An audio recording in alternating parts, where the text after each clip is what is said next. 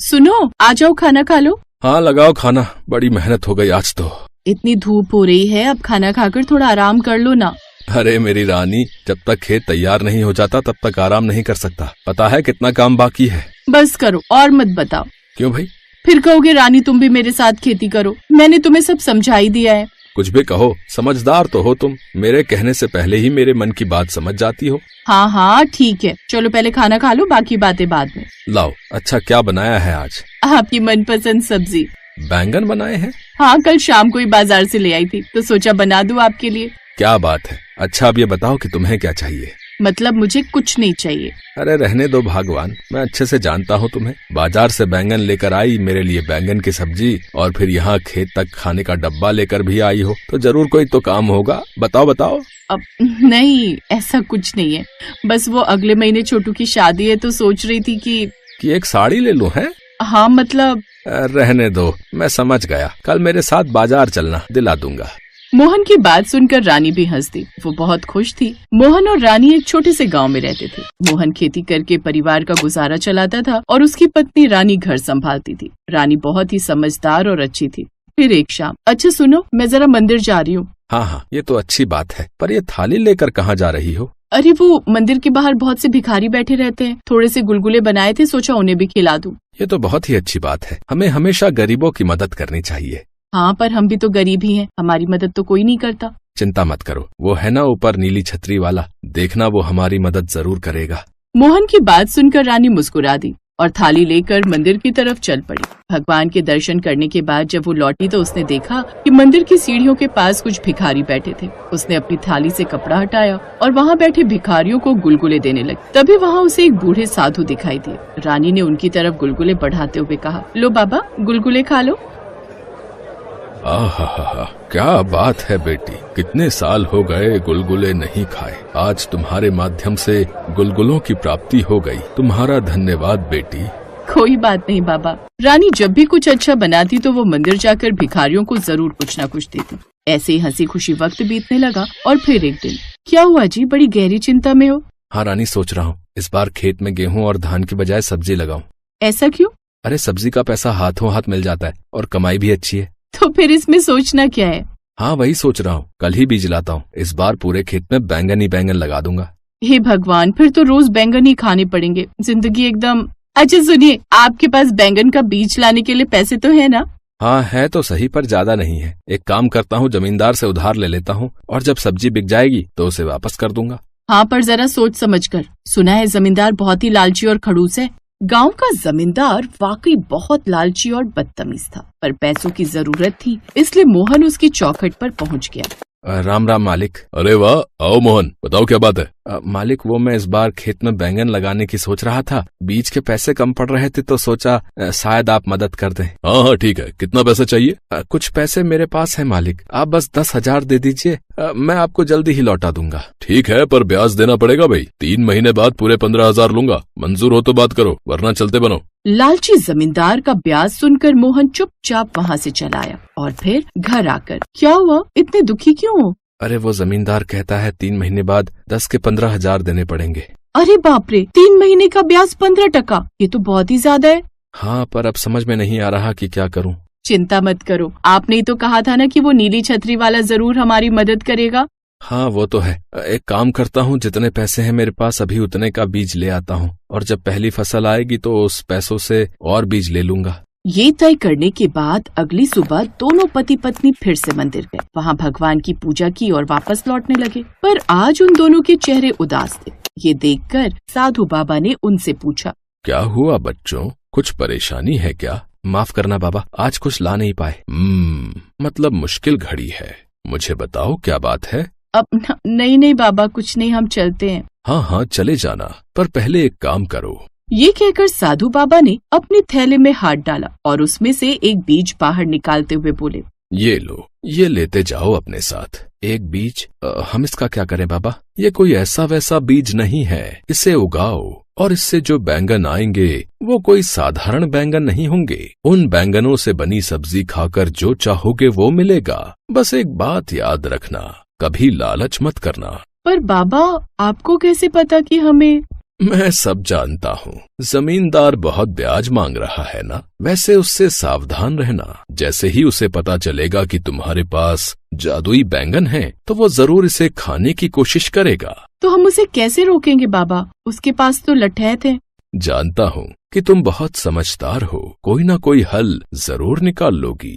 ये कहकर मोहन ने उस बीज को ले जाकर घर के आंगन में उसे बो दिया। चौंकाने वाली बात थी कि अगली सुबह ही वो बीज एक हरे भरे पौधे में बदल गया था, और तो और उस पर खूब चमकदार और बड़े बड़े बैंगन भी लग गए थे। सुनिए ये देखिए, बाबा ने सही कहा था, जादुई बैंगन आ गए। अब मैं जल्दी से इसकी सब्जी बनाती हूँ।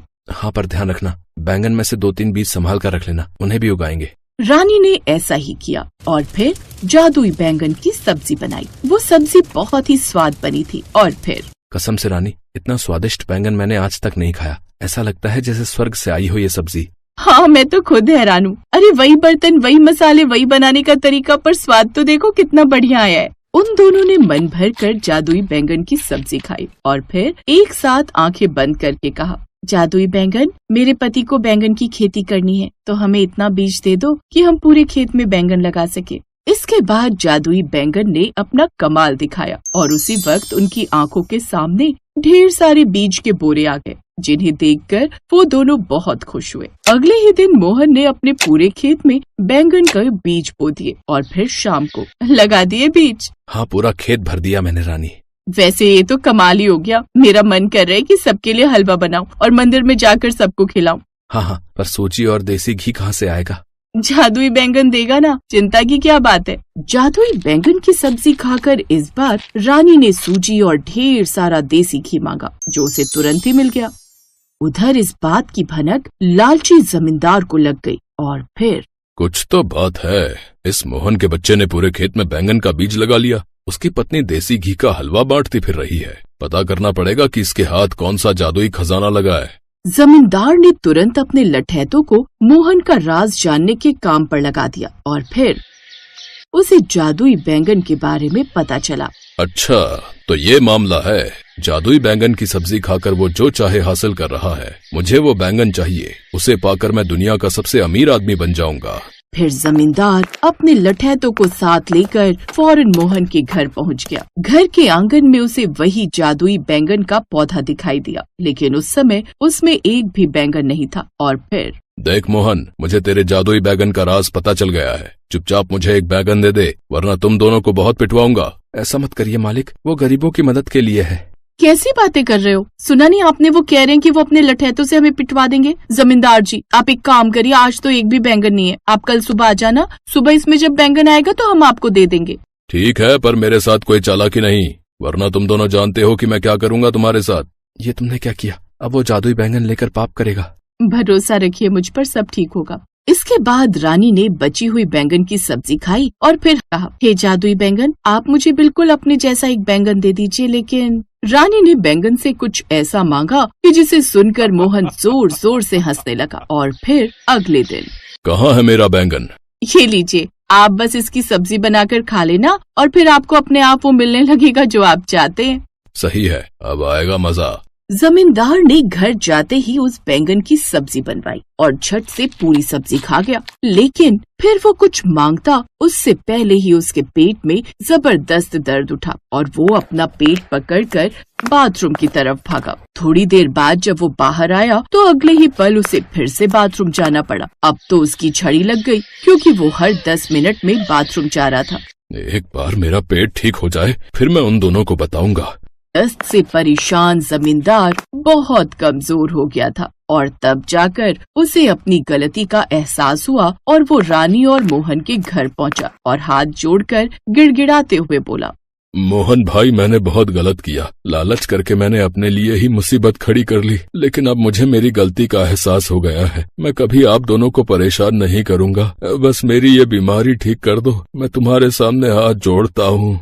जमींदार की ऐसी हालत देखकर रानी और मोहन मुस्कुराए और फिर रानी ने उसे जादुई बैंगन का एक टुकड़ा दिया, जिसे खाते ही जमींदार को आराम आ गया।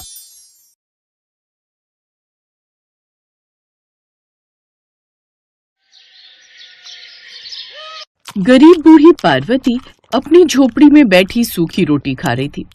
रोटी खाने के बाद वो अपने कुत्ते मोती को आवाज लगाती है, मोती, ओ मोती, आ तू भी रोटी खा ले। बूढ़ी अम्मा की आवाज सुनकर मोती भागता हुआ वहां आता है। उसके मुंह में एक छोटी सी पोटली थी जिसे वो उस बूढ़ी पार्वती को दे देता है। अरे अब ये क्या उठा लाया, बस जो मिलता है उसे ही उठा लेता है। मैं ना तेरी पिटाई कर दूंगी, जो कुछ दिखता है वही उठा कर ले आता है। ला मुझे देखने दे क्या है इसमें, तब तक तू ये रोटी खा। कालू रोटी खाने लगता है और बूढ़ी अम्मा वो पोटली खोलती है तो उसमें कुछ बीज होते हैं। अरे ये तो बैंगन के बीज लगते हैं, लगता है किसी ने बोने के लिए रखे थे। खैर कोई बात नहीं, अब मैं इन्हें अपने खेत में ही बो देती हूँ। अब बूढ़ी पार्वती जाकर अपने खेत में वो बीज बो देती है। पार्वती काशीपुर गांव में अपने पालतू कुत्ते मोती के साथ रहती थी। पार्वती का एक बेटा भी था शुभम, जो अपनी पत्नी के साथ शहर में रहता था, लेकिन वो ना तो कभी अपनी माँ से मिलने आता और ना ही कोई खर्चा पानी भिजवाता। बूढ़ी पार्वती को शुरू से ही जानवरों से बड़ा प्यार था।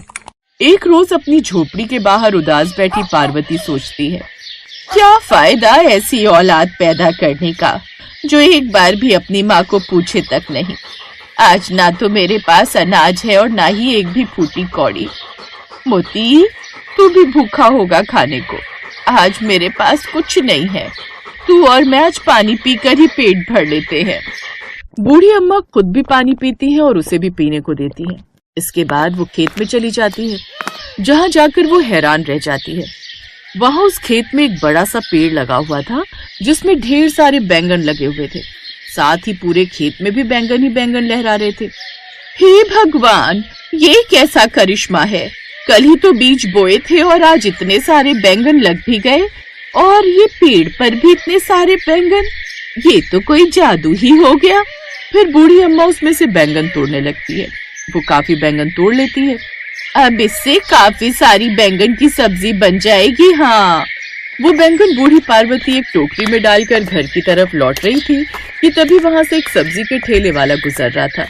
अरे ओ बेटा, मेरे पास ये बैंगन है, क्या तुम इन्हें खरीदोगे? तुम इन्हें बाजार में बेच देना, बदले में मुझे कुछ पैसे दे देना। अम्मा, मैं तो खुद ही सब्जी बेचने निकला हूँ, लेकिन तेरे ये बैंगन काफी चमक मांग रहे हैं। देखने से ही पता चल रहा है बहुत अच्छे होंगे, इसीलिए ये ले, तू 120 रुपए रख और ये सारे बैंगन मुझे दे दे। अच्छा ठीक है, ला दे। अब पार्वती ने पूरे 120 रुपए में वो बैंगन बेच दिए और एक बैंगन अपने लिए रख लिया।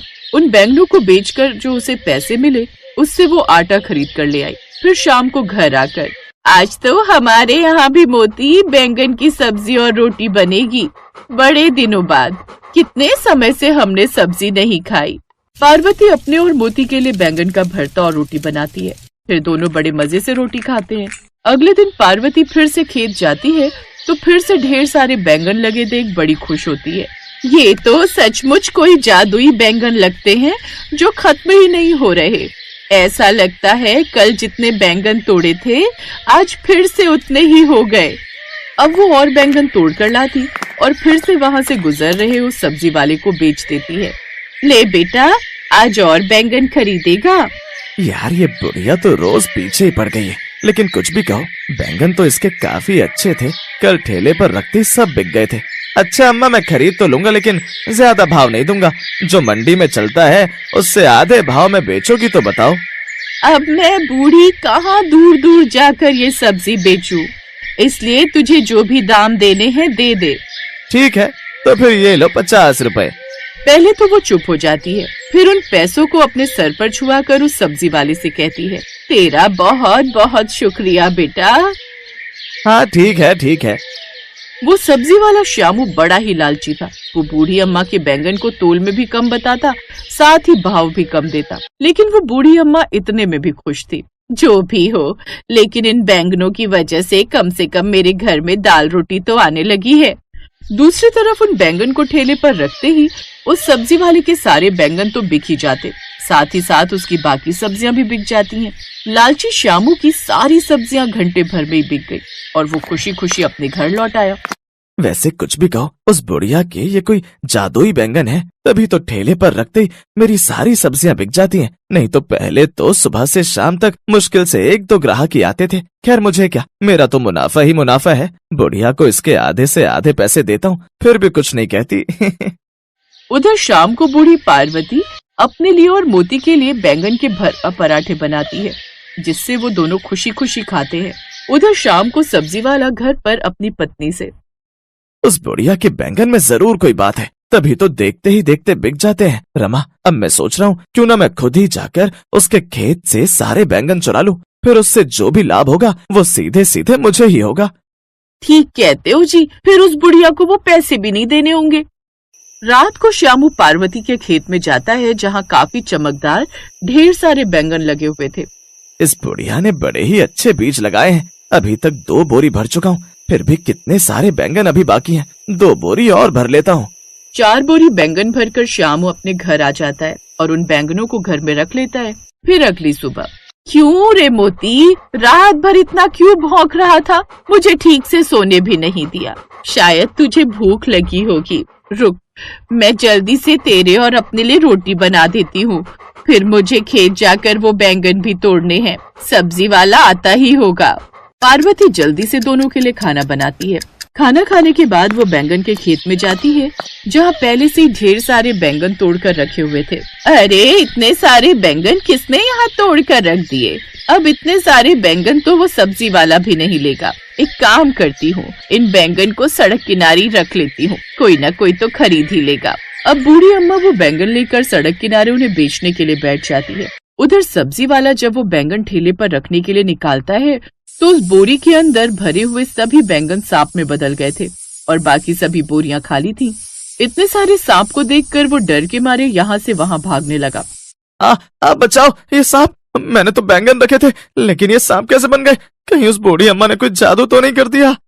वो भागता हुआ बूढ़ी अम्मा के पास जाता है। उधर बूढ़ी अम्मा के पास एक बड़ी सी गाड़ी आकर रुकती है, जिसमें से एक आदमी उसके ताजे बैंगन देखकर खुश हो जाता है और 5 किलो बैंगन 50 रुपए किलो के हिसाब से लेता है। इसके बाद उसके पास और भी ढेर सारे ग्राहक आते हैं, जिससे उनकी अच्छी खासी कमाई होती है। वो सब्जी वाला आकर उससे माफी मांगता है और उसे सारी बात बताता है। क्या? इसका मतलब जो सारे बैंगन तुमने बोरी में भर कर रखे थे, वो सब अपने आप खेत में आ गए और तुम्हारे घर में सांप आ गए? इसका मतलब ये कोई जादुई बैंगन है। उस दिन के बाद वो बूढ़ी अम्मा अपने जादुई बैंगन खुद ही बेचने लगी, जिससे उनकी अच्छी खासी कमाई होने लगी। अब वो काफी अमीर बन गई और अब उन्होंने खुद का बड़ा सा पक्का घर बनवा लिया।